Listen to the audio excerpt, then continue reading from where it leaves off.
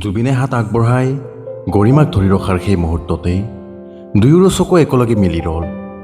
সময় যেন থমকি ৰ'ল। গৰিমাই লাজেৰে অলপ আঁতৰি গ'ল। জুবিনো নীৰৱ হৈ ৰ'ল। কিন্তু হৃদয়ত কিবা এটা সলনি হৈ গৈছিল। হয়তো এয়াই প্ৰেমৰ আৰম্ভণিৰ প্ৰথম খোজ আছিল।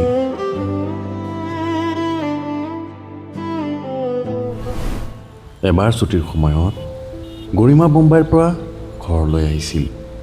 সেই সময়তেই এদিন আছিল তেওঁৰ জন্মদিন।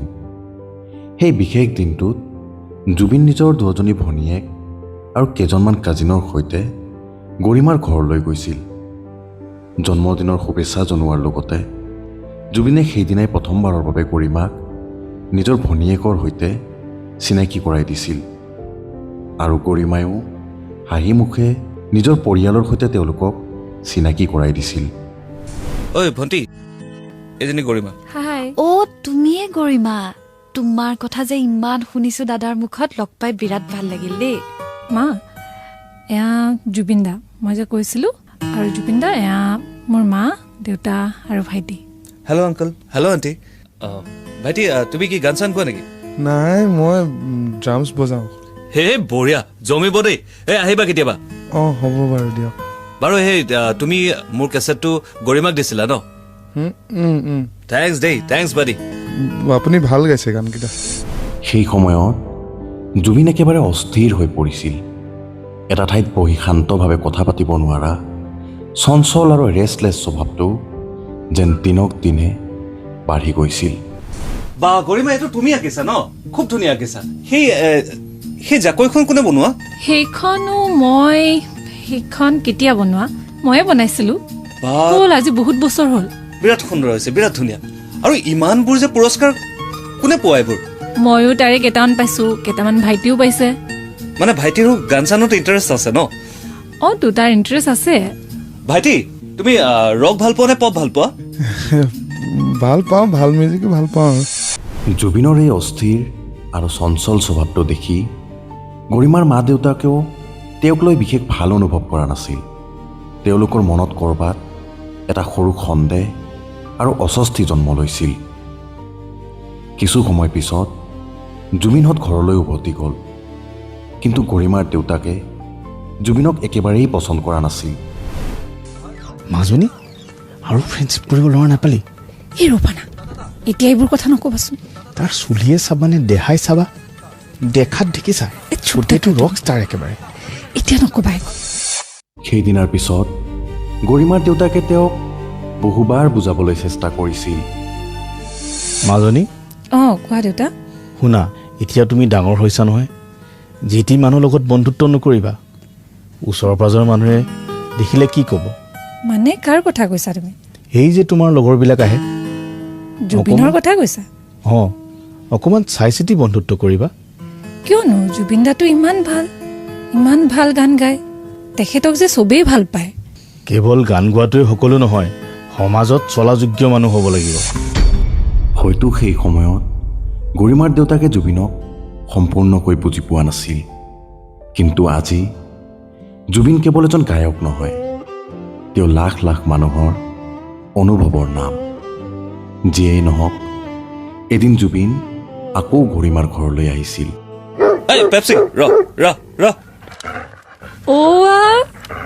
পেপচিকো লৈ আনিছা? আমাৰ ঘৰৰ প্ৰতিজন সদস্যই যেতিয়া তোমাক চিনি পালে, ইনো কেনেকে চিনি নোপোৱাকে থাকে? পেপচি, চি ইজ গৰিমা। ইমান মৰম লগা, কুচু পুচু। এইবাৰ জুবিন নিজৰ পোহনীয়া কুকুৰ পেপচিক লগত লৈ গৰিমাৰ ঘৰলৈ আহিছিল। গৰিমাৰ সৈতে পেপচিক চিনাকি কৰাই দিবলৈ। হয়তো জুবিনৰ মনত এটাই কথা আছিল, নিজৰ জীৱনৰ প্ৰতিটো প্ৰিয় বস্তু আৰু প্ৰতিজন প্ৰিয় মানুহৰ সৈতে গৰিমাক চিনাকি কৰাই দিয়া। কিন্তু এই সকলো দেখি গৰিমাৰ দেউতাকৰ মনত জুবিনক লৈ থকা অস্বস্তিটো আৰু বাঢ়ি গৈছিল। আৰু ধীৰে ধীৰে এই সম্পৰ্কটোৰ সম্পূৰ্ণ বিপক্ষে হৈ পৰিছিল। যিয়েই নহওক, এই সকলো কথাৰ মাজতো জুবিন আৰু গৰিমাৰ সম্পৰ্কটো ধীৰে ধীৰে আৰু গভীৰ হৈ উঠিল। আৰু এদিন জুবিনে গৰিমাক নিজৰ মনৰ কথাটো কৈ পেলালে। গৰিমা, অঁ ক কথা কওঁ চোৱা মই জানো তুমি মোক ভাল পোৱা গতিকে কৈ দিয়া আৰু তুমিও যে মোক ভাল পোৱা বুলি কৈ দিয়া মানে কি আৰু মই জানো ইউ লাভ মি এতিয়া কৈ দিয়া যে তুমি সেইষাৰ কথা আৰু আই লাভ ইউ কৈ দিয়া নিজৰ মনৰ কথাটো কৈ দিয়াৰ পিছতেই জুবিনে গৰিমাৰ উত্তৰটো জানিবলৈ অস্থিৰ হৈ পৰিছিল হয়তো অপেক্ষা কৰিবলৈ তেওঁৰ একেবাৰেই ধৈৰ্য নাছিল বৰ ফুটেজ কোৱা তোমালোকে কোৱা আৰু কোৱা আকৌ হয় ময়ো একেধৰণে ফিল কৰোঁ এটা চেণ্টেন্সত ক'বানে অঁ ময়ো আপোনাক ভাল পাওঁ এতিয়া আপুনিতো তুমি কৰি কোৱা আই লাভ ইউ অ'কে বাবা আই লাভ ইউ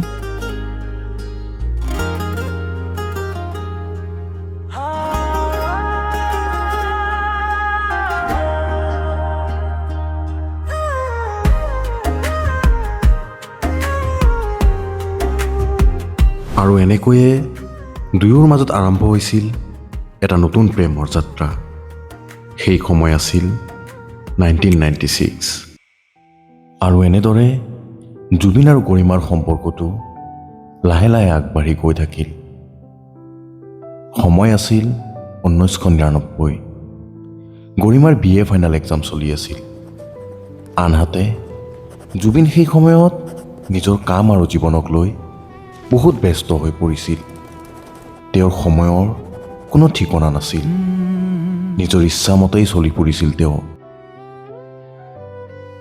কেতিয়াবা গৰিমাক কৈছিল মই বম্বে আহিম আৰু কেতিয়াবা কোনো এটা নিৰ্দিষ্ট দিনত লগ পোৱাৰ কথাও কৈছিল কিন্তু বহু সময়তেই সেই প্ৰতিশ্ৰুতিবোৰ পূৰণ হৈ উঠা নাছিল হয়তো জুবিনৰ জীৱনটোৱেই সেই সময়ত একেবাৰে অস্থিৰ হৈ পৰিছিল হেল্ল' গৰিমা কোৱা তুমি এতিয়াও শুই আছা ৰাতি ৰেকৰ্ডিঙত বহুত দেৰি হ'ল মানে আজি যে আমাৰ যোৱা কথা আছিলে সেইটো পাহৰি থাকিলা মানে কেইটা বাজিছে নো এতিয়া চোৱা মই ক্লাছ মিছ কৰিলোঁ এই ক্লাছটো মোৰ সপ্তাহত 3 দিনেই হয় আৰু মই অকল তোমাৰ কাৰণে মই যাব লগা কাৰণে মই ক্লাছটো মিছ কৰিলোঁ তুমি এতিয়ালৈ শুয়ে আছা এটা কাম কৰা আজি কেনচেল কৰি কাইলৈ যাম বোলা মোৰ বিৰাট টোপনি ধৰিছে কেনচেল কৰা তোমাৰ কাৰণে ইমান ইজিনে কেনচেল কৰা কেনচেল কৰা না পাৰিবা কিয় নোৱাৰিবা মোৰ টোপনিটো ডাঙৰ ঠিক আছে হ'ব তুমি শুই থাকা বাৰু তোমাৰ টোপনিটো ডাঙৰ আৰু মোৰ লগত কেতিয়াও আৰু ভৱিষ্যতে একো প্লেন নকৰিবা তুমি লাহে লাহে গৰিমাই নিজকে অলপ ইনচিকিউৰ অনুভৱ কৰিবলৈ আৰম্ভ কৰিলে হয়তো সেই বয়সত সম্পৰ্কবোৰ গভীৰভাৱে বুজি পোৱাৰ পৰিপক্কতাও এতিয়াৰ দৰে নাছিল তাৰোপৰি গৰিমাৰ ঘৰৰ পৰাও এই সম্পৰ্কটোক লৈ চাপ বাঢ়ি গৈ আছিল আৰু এনেকৈয়ে গৰিমাই লাহে লাহে মনতে জুবিনৰ পৰা দূৰ হোৱাৰ কথাও ভাবিবলৈ আৰম্ভ কৰিলে